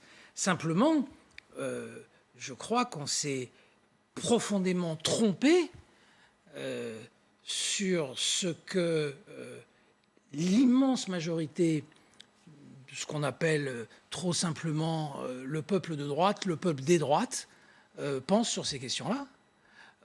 Je crois que Laurent Wauquiez... et c'est absolument respectable ce qu'ils pensent sur ces questions-là. Laurent Wauquiez, François-Xavier Bellamy se sont trompés. Les Français de droite aujourd'hui ne sont pas représentés par la Manif pour tous, qui est parfaitement respectable, parfaitement respectable, la Manif pour tous. Simplement, elle a quand même mis des centaines de milliers de gens dans la rue. Vous êtes d'accord avec mais on voit bien dans les derniers sondages, depuis l'électorat du Rassemblement national jusqu'à l'électorat de droite modéré, sur les questions de société, c'est beaucoup plus partagé qu'on imagine, y compris sur la GPA, y compris sur le mariage gay. Donc ça ne tient pas debout aujourd'hui de dire il y a les conservateurs contre les progressistes. C'est-à-dire que ce ne sont pas forcément des valeurs de droite. Pas du tout. Des idées de droite. Le bloc des Français de droite est complètement fracturé sur ces questions-là, comme l'ensemble des Français. Et effectivement, Zemmour a raison, il y a des féministes qui, sur la question de la GPA, sont hostiles profondément. Mais il y en a d'autres qui ne sont pas du tout hostiles. Et il y a des gens de droite qui y sont favorables, au mariage gay, qui étaient violemment choqués, y compris des catholiques, par les positions... Votre avis à vous ? Moi, je pense qu'il faut faire très attention sur les questions éthiques. Effectivement, la marchandisation des corps est un vrai danger pour la société. Vous ne pensez pas qu'on y arrivera mécaniquement ? Mais bien sûr qu'on y arrivera. On y arrivera aussi parce qu'il y a des demandes dont il faut tenir compte dans la société. Une vraie expression. Mais ce sont des questions parfaitement légitime, mais je pense que la coupure n'est pas droite-gauche, n'est absolument pas droite-gauche. Sur cette... Non, je n'ai pas dit que vous avez dit ça, que la coupure n'est absolument pas droite-gauche, et que sans doute Wauquiez et François-Xavier Bellamy, récemment, là, se sont trompés sur ce que pensent les électeurs de la droite ou de l'ensemble des droites. Ils ont exprimé leurs convictions au-delà du fait de se tromper ou pas. C'était pas forcément un pari, quoi. Surtout, c'était pas l'objet de l'élection en même temps. Oui, mais les sujets ont été souvent présents quand même dans cette élection. Mais ça veut dire que vous êtes pour jusqu'à l'agitation pour autrui. Je pense qu'il faut être très prudent. Voilà, il faut être vraiment très prudent là-dessus. Ça veut dire qu'il est contre, mais qu'il n'ose pas le dire. Non. Je n'ai pas de position tranchée là-dessus, mais je pense qu'il faut effectivement il faut être très prudent sur ces questions-là. Que pensez-vous, Éric Zemmour, sur ces sujets du concept de stérilité sociale? Parce que c'est ce qui justifie le remboursement de la procréation médicalement assistée pour les couples de femmes. C'est-à-dire, nous ne sommes pas stériles physiquement, mais socialement. Parce qu'évidemment, par définition, on ne peut pas faire d'enfants. C'est ce que je disais tout à l'heure. Par la voie classique. Notre discussion sur l'état de droit. Zafran a dit c'est horrible ce que je dis, etc. Ben là, on a une bonne preuve. Je parlais de la Hongrie. Hein. J'ai compris. Attention, hein. Mais je veux dire, on a une bonne preuve de ce que j'essayais d'expliquer. Peut-être mal, j'essayais d'expliquer. C'est que nous avons des minorités, comme ces groupes de féministes, qui ont pris le pouvoir et qui exercent un chantage permanent avec des concepts fumeux, qu'ils en inventent tous les jours. Entre l'écriture inclusive, le féminicide, la stérilité sociale. Et c'est des machines à concepts fumeux qui sont des inventions pures et qui, malheureusement, font impression parce qu'elles ont la caisse de résonance médiatique pour elles et pour eux en général. C'est la même chose sur l'immigration, c'est la même chose sur beaucoup d'autres sujets. Et donc là, stérilité sociale, ça veut dire que comme elles sont lesbiennes, elles ne veulent pas coucher avec un homme et donc elles ne peuvent pas avoir d'enfants. Mais c'est leur problème.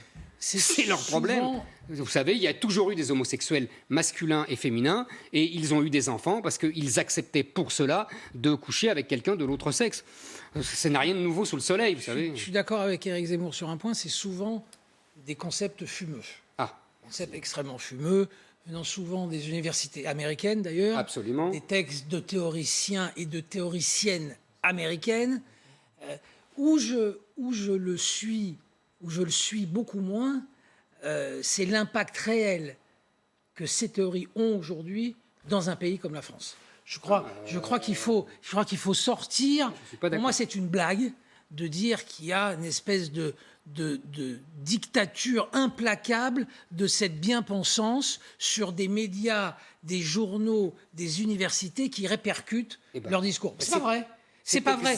Aujourd'hui, la domination culturelle, c'est comme ça. Moi, je suis d'accord, je suis pas d'accord, ça me dérange pas. La domination culturelle, elle est largement du côté des gens qui pensent comme Éric Zemmour. Largement, dans les journaux, dans l'édition, dans les médias aujourd'hui, c'est largement la pensée dominante. S'il y a une pensée unique, elle s'est renversée. Aujourd'hui, c'est bien mal porté, et c'est sa victoire notamment. C'est bien mal porté de dire aujourd'hui qu'on est de gauche. Vous savez, on trouve des tas de contournements, de retournements, de détournements pour faire comprendre que oui, on a peut-être une... On ne dit plus déjà je suis de gauche. C'est drôle, on dit ça, parce que... je suis social-démocrate. Vous êtes de droite, c'est interdit. Vous le diriez comme ça? Ah ben non. Non, moi, vous savez, je suis bonapartiste. Voilà. De droite bonapartiste, alors on va dire. Bonapartiste, absolument. Mais ça m'amuse ce que dit Maurice Zafran, parce que mon ami Mathieu Bock-Côté a une très jolie formule pour ce que vient de dire Zafran. Il dit « La gauche est tellement habituée à être hégémonique que le simple fait qu'elle soit contestée, elle a l'impression d'être minoritaire. Et la droite a tellement l'habitude d'être soumise que le simple fait de pouvoir parler, elle a l'impression d'être dominatrice. » C'est le contraire. Je trouve que la gauche, dans les 10 dernières années, a subi et c'est peut-être souhaitable d'ailleurs, la gauche, dans les 10 dernières années, a subi défaites idéologiques sur défaites idéologiques, sur toutes les grandes questions. Ne vous inquiétez pas, elle garde la haute main sur les médias, sur les universités. Pas du tout. Mais vous n'observez pas les médias de près, alors c'est le moins qu'on puisse dire. J'observe de certainement près, pas. Ne vous inquiétez pas. Vous n'avez pas gagné la bataille idéologique, Éric Zemmour? Pas du tout. Alors vraiment pas, vous savez. Au contraire. Ah bon? Je trouve qu'il y a une accélération, une radicalisation du politiquement correct qui, comme il a été dévoilé, il a été défié, là, vous savez, c'est comme la terreur. Quand la réalité lui crache au visage, il faut au contraire accélérer et détruire tout réel. Est-ce que ce constat, pardon, ne vous fait pas vous poser des questions sur la façon dont vous diffusez votre message? Est-ce que vous ne vous dites pas finalement, je suis contre-productif puisque vous avez l'impression que les choses reculent de votre point de vue? Mais j'ai pas dit qu'elles reculaient. J'ai dit que simplement les adeptes de l'idéologie que je combats ont compris qu'ils étaient en danger et donc ont décidé de tout détruire avant qu'ils soient vaincus. C'est pas la même chose. Donc moi, vous savez, après, je fais ce que je peux avec mes petits moyens. Je m'exprime comme je peux, j'écris comme je peux, et quand je suis invité, je vais débattre avec tout le monde. Vous savez, moi, je ne mets d'omerta sur personne, je ne mets d'interdit sur personne, je ne dis pas un tel doit pas être invité là, un tel doit pas aller là. Je vais humblement quand on m'invite et je débat. Il y a un point, Éric Zemmour a raison. C'est que je pense que sa radicalisation, d'autres aussi, sa radicalisation sur la question de l'immigration, je pense effectivement qu'elle est parfaitement contre-productive. Ça, oui. Il y a effectivement 10, 20, 30% de nos téléspectateurs ce soir qui ont trouvé formidable ce qu'a dit Zemmour sur les immigrés, les expulser, les faire sortir, couper les... Très bien. Et je suis sûr qu'ils ont été absolument enthousiasmés, et je dis le mot très sérieusement, ils ont été enthousiasmés par ce qu'a dit Zemmour ce soir. Mais les 70 autres, qu'est-ce qu'ils ont entendu ce soir? Est-ce qu'il n'a pas été totalement contre-productif, justement? Est-ce qu'ils ont entendu, peut-être qu'ils ont tort, mais moi je crois qu'ils ont entendu un discours de violence et de haine. Comment? Alors effectivement, on peut dire... d'avoir réconforté, réuni, rassemblé 30% de nos téléspectateurs. Mais c'est le grand maximum. Sur cette question-là ce soir, c'est le grand maximum, bien évidemment. Il y a des gens qui ont été horrifiés par ce qu'a dit Zemmour ce soir sur l'immigration. Donc,